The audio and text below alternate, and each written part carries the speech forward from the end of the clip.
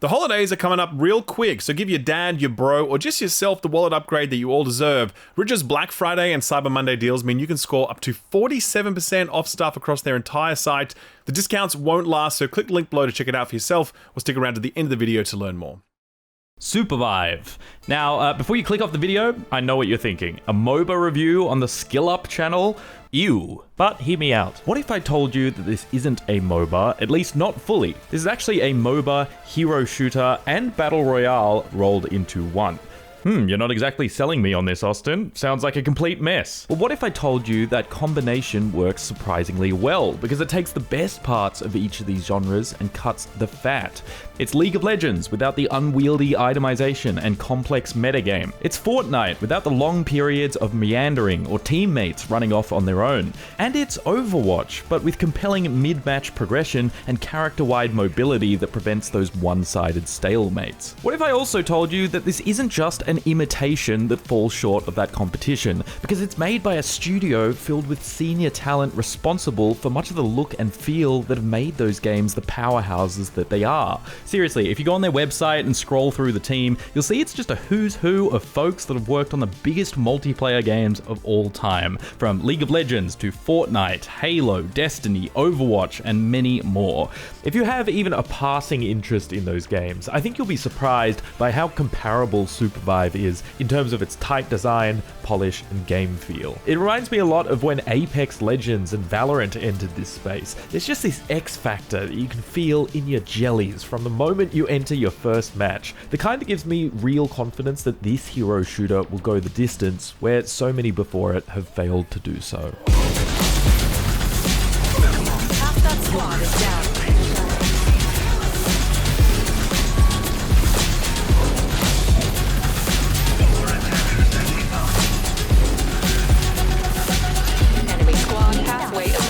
The first thing you're probably wondering is, what exactly is Supervive? Well, as I said, it's a cross between Battle Royale, MOBA, and Hero Shooter. There are currently 3 modes available in early access. There's a 4v4 arena mode, which is fun for some quick action, but the main mode is ostensibly a Battle Royale, which you can play in either teams of 2 or 4. Once you've found a match, you'll pick a hero to play, like you would a Hero Shooter. Then you'll drop in and search for loot, as is typical for a Battle Royale, but with the addition of MOBA-like power progression, where you kill mobs to level up and put points into your abilities. On top of that, there's all kinds of bosses littered around the map that drop team-wide buffs, but the main enemy is of course the other teams of players, who you will run into more and more as the death circle shrinks. Last team standing wins. You know the drill. So that's the general loop, which we'll talk about in more detail soon. But the next thing you're probably wondering is, why does this look so much like League of Legends? And yeah, I mean, I can see why you might draw that comparison. I mean, look at it. The isometric view, the hand-painted aesthetic. Hell, parts of the UI look pretty similar as well.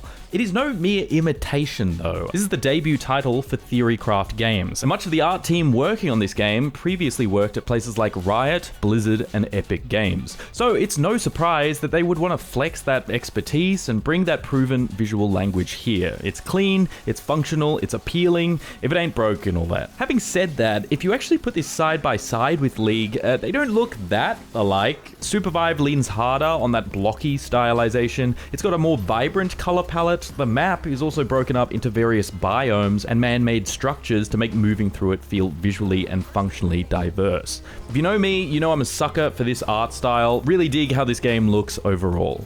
Likewise, the character designs. We'll talk about their kits in a second, but on a visual level, they look really great. And that is crucial for any hero shooter. A major reason Concord failed to garner interest is that the characters really lacked visual appeal or distinctiveness. Definitely not an issue here. One of the lead artists on this game was literally the lead character artist on Overwatch 1 and 2, and the art director for Supervive was the character art director on Valorant. That experience really shows, as a single glance at these designs instantly gave me an idea of how they operate and compelled me to want to try them all. So, how do they play?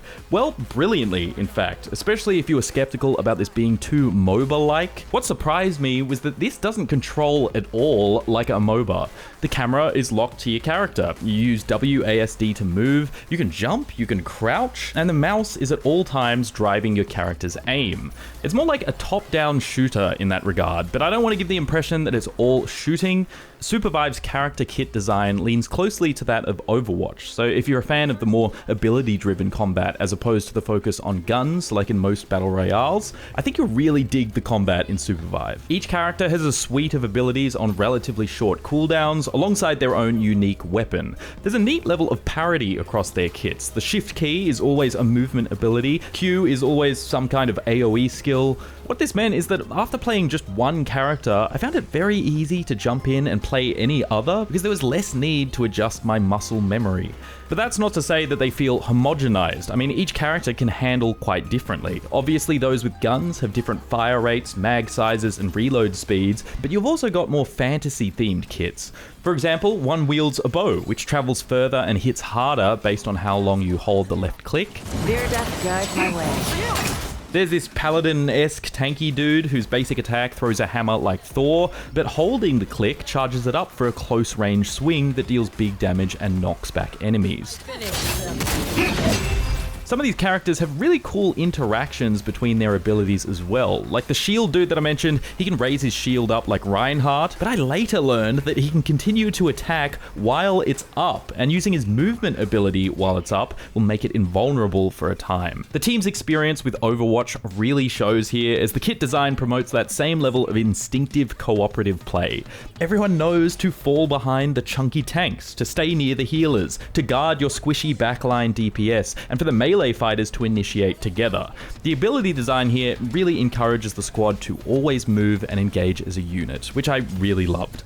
It sounds like a no-brainer to design kits this way in a hero shooter, but it's not something they all do. Some might prefer Valorant's focus on gunplay, where a skilled enough player can ace the entire team solo, but certainly in a battle royale setting, squad mates running off to do their own thing can be frustrating, as is sometimes the case in Apex Legends or Fortnite. I don't mind hero shooters where you're more self-sufficient, but for me, they're at their best during those intense, fully coordinated team fights, and Supervive delivers that on the regular. I've spoken about how every character has some kind of dash, but crucially, you can also glide. This is a key mechanic, as you'll often use it to cross the empty abyss that lies between each of the map's zones.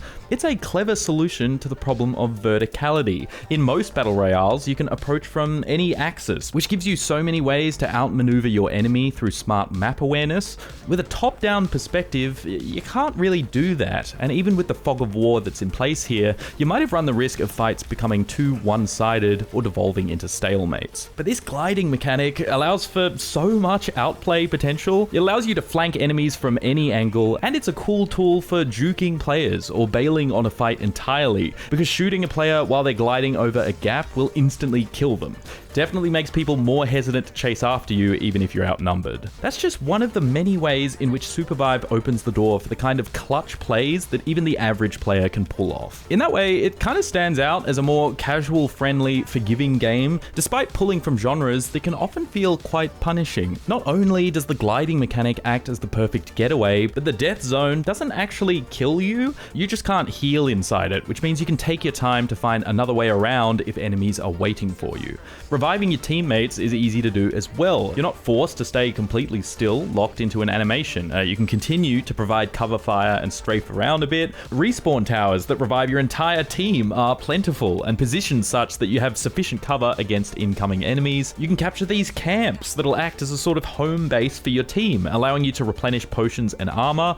Finally, one of the best things I think is that the map size is refreshingly small, which means that you spend less time meandering and more time fighting, making losses feel less punishing on your time.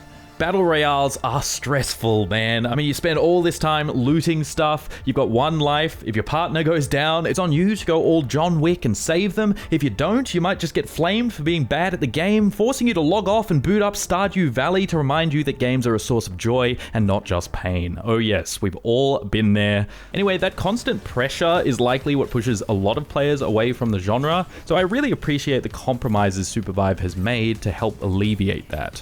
Similarly, MOBAs can feel unfathomably complex when jumping in for the first time. Learning when to assist another lane, the best time to go back to the shop for items, wrapping your head around all those items and which work well with your character, what order to buy them in, what your abilities do, and then repeat this for like the other 150 other characters that exist in the game. Supervive uses its clever genre blend to trim down on much of these intricacies. The battle royale structure allows for an easy to understand objective. The hero shooter aspect means that the roster is quite limited and will likely stay that way. Then on the itemization front, you basically just have 2 items to manage, a blade for damage and a helmet for sustain. You can choose to start with a blade in both slots or a helmet or a mix of the two for a hybrid build. Then you just kill stuff and pick up duplicates to upgrade them. And then in the late game, you evolve them into variants to provide different effects. For example, a helmet that regens health out of combat, or maybe one that tethers you to an ally to absorb some of their incoming damage, perfect for when playing a tank. It's basically the item shop in a MOBA, but greatly streamlined. Adding some perhaps unnecessary complexity to all of this though are these powers that you can loot for extra passive and active abilities, things like a grapple hook, placeable walls, jump pads. There's a lot of them, and they can get pretty wacky. And to be honest, even though you can only equip 2 at a time, I think it's a bit much. It's a fun idea, and these items are really helpful to use when I remember to use them, but there's already enough to manage between your hero abilities, your items, the passive buffs that bosses drop, and I haven't even mentioned the fact that every match has a random modifier applied to it. The powers kind of just feel shoehorned in simply because other battle royales have them. Personally, I'd like to see these somehow integrated into those existing systems. Balance is something that's going to take some time to smooth out as well, as you'd expect in a PvP game. Your mileage on this will vary with how competitively you want to play. During my time with the beta though, it's felt pretty well tuned overall, with the exception of just a couple outliers, like this sniper girl who can basically 2 or 3 shot players. I know that's quite typical of the role, but in an isometric game like this, shots are less difficult to hit, so that should be accounted for and maybe tuned down. But none of that takes away from the fact that Supervive just feels so damn good to play. The natural cooperation, the intuitive character kits, the way movement abilities and knockbacks carry momentum, the weight behind animations, the VFX and sound design that accompanies it all. Even playing at like 100 plus ping as I am, because there's no Australian servers, it feels super tight and responsive, and I can only imagine how much better it feels with less latency. It all culminates in that X factor I spoke about. It's clear this team's experience has been well leveraged here. They have just crushed that fundamental game feel, the team synergy, and that simple to learn, hard to master ethos in a way that you'd typically only expect from those AAA behemoths, much less the debut title for a brand new studio.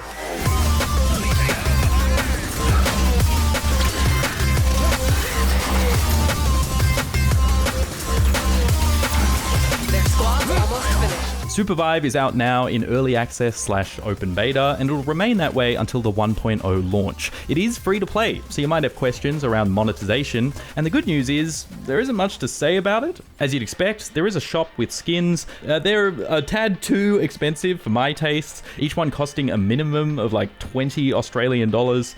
Admittedly though, they do look great. They aren't just recolors, but complete redesigns. Unlike most hero shooters though, you do actually have to unlock the heroes, either by spending like 15 Australian dollars each or through the battle pass. That current battle pass is free though, and hero unlocks are frequent. I was able to unlock a hero of my choice once every few matches, give or take. Overall, not too bothered by the monetization at the moment, given it's mostly in line with other free-to-play PvP games, but I'll be watching this space. Otherwise, I really do have high hopes for the future of Supervive. It has some problems, as most early access titles do, but nothing that stands out as a red flag, nothing that undermines the core gameplay that Theorycraft Games have nailed here. Combining MOBAs, battle royales, and hero shooters, that's a recipe for disaster. It'd take some real tact to pull that off. In my time with the game so far, this studio has demonstrated that they are more than capable of that, and they continue to turn around regular patches responding to feedback, and often release devlogs to show off their future plans. We've seen the kind of games that rapid iteration can produce. We've seen what happens when devs leave huge AAA studios in pursuit of a project that they have full control over, away from the influence of suits and shareholders. That's when you get games like Warframe, like Path of Exile, like Baldur's Gate 3. quality. Not saying that Supervive is at that level right now, but you can tell that Theorycraft Games know what they're doing, and I'm personally rooting for them to get there someday. Will this become the next big multiplayer phenomenon? It's too soon to say. I mean, sometimes just being a good game isn't enough in such a saturated market. For example, games like Gigantic and Battlerite are also well received and offer a fresh take on the hero shooter genre, but they're not doing too hot. There is something about Supervive that hits different though. I've just got a good feeling about this one, and I suspect others feel the same given its decent launch population that's still holding strong. I know Marvel Rivals is just around the corner. Believe me, I'll be playing the hell out of that. But if you have even a passing interest in any of the games I've mentioned throughout this video, if you're jonesing for a team shooter that's actually doing something a little different, developed and published by a very promising tight-knit team, I highly encourage you to go on Steam right now and give Supervive a shot.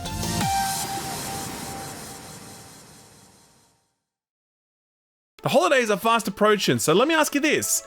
Do you know what sort of present you're going to get for your dad, your bro, your mate you have beers with every 2 weeks or whatever?